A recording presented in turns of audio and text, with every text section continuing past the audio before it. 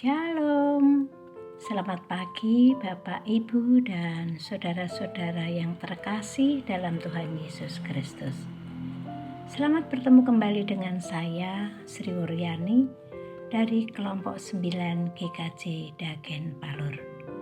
Dalam program Umat Saling Menyapa, edisi Jumat 7 Juni 2024. Bagaimana kabar hari ini? Ya, pasti semua luar biasa, karena kita punya Allah yang luar biasa baiknya. Untuk itu, jangan pernah lupa untuk mengucap syukur. Izinkan saya juga menyapa Mas Pendeta Michael. Selamat ya Mas, sudah ditahbiskan, bahkan sudah ada kesepakatan positif untuk melayani di PPKS.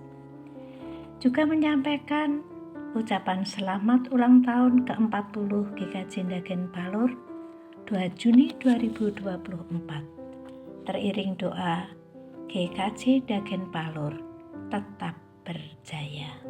Bapak, Ibu, dan saudara yang terkasih, sapaan saya pagi ini saya beri judul Iman dipengaruhi oleh perkataan, atau perkataan dapat mempengaruhi iman.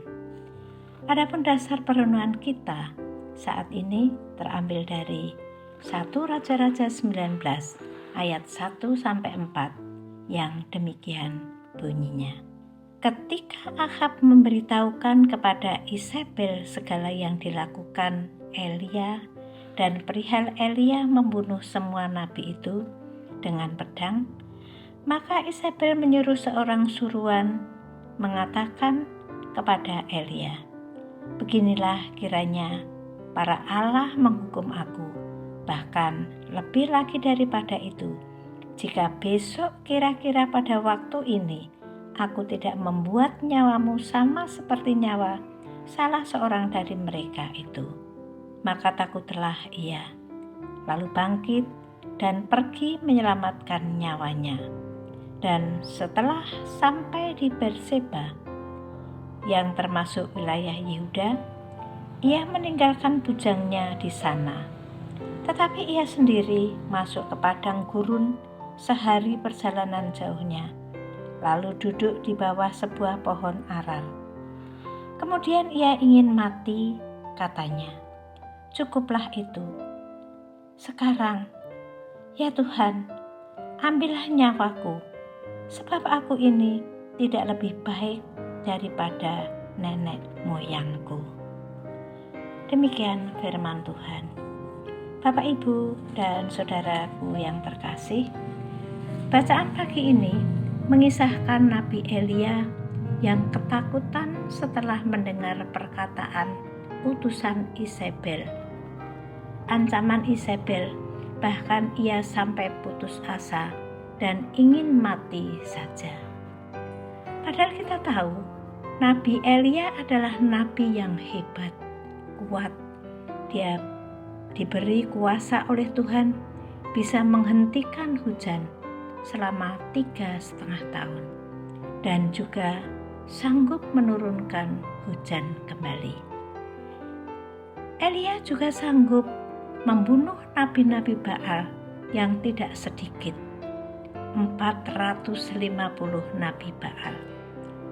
Elia sangat pemberani dan percaya diri karena Elia percaya akan kuasa Allah atas dirinya. Lalu kenapa ia menjadi takut dan putus asa? Elia takut akan ancaman Isabel. Sekalipun Elia mendengar berita itu dari utusan Isabel, kalau dia akan dibunuh. Elia tidak mendengar langsung dari Isabel, tapi dari utusan Isabel saja telah membuat dia ketakutan. Di manakah iman Elia? Di manakah ketegaran dan keberaniannya yang luar biasa selama ini?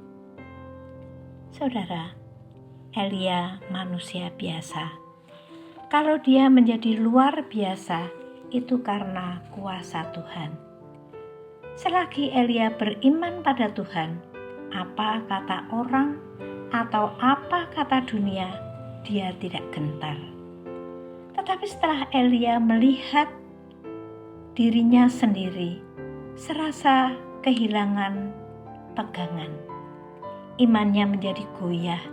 Dia lupa akan kuasa Tuhan yang selalu menyertainya. Begitu mendengar kata-kata ancaman dari utusan Isabel, Elia menjadi lemah. Dia ingin lari menyelamatkan diri. Namun setelah direnung-renungkan lagi dan ditimbang-timbang, dirinya merasa tidak lebih baik dari nenek moyangnya. Maka dia tidak ingin menyelamatkan diri lagi, tapi justru ingin mati saja. Sikap yang tegar, beriman pada Tuhan karena mendengar perkataan seseorang atau utusan Isabel dapat mempengaruhi imannya. Karena imannya yang berubah juga bisa mempengaruhi sikap hidup seseorang. Hanya mendengar kata-kata utusan Isabel, iman Elia bisa berubah dan menjadi putus asa. Iman bisa timbul dari pendengaran akan firman Tuhan, dan iman pun bisa dilemahkan atau dipengaruhi oleh kata-kata atau perkataan yang kita dengar. Oleh karena itu, mari kita filter apa yang kita dengar, suara siapakah itu, dan belajarlah juga berkata-kata atau mengucapkan perkataan yang kita ucapkan dengan kata-kata yang baik. Dari peristiwa ini, kita bisa belajar berkata-kata, berbicara yang menghibur, menguatkan, yang memberkati, yang membuat orang tetap beriman pada Tuhan dan tetap tegar dalam menghadapi pencobaan. Jangan biarkan perkataan kita membuat orang menjadi ciut, menjadi takut, merasa terancam, dan sebagainya. Sehingga perkataan kita boleh menjadi berkat bagi setiap orang atau orang banyak. Amin.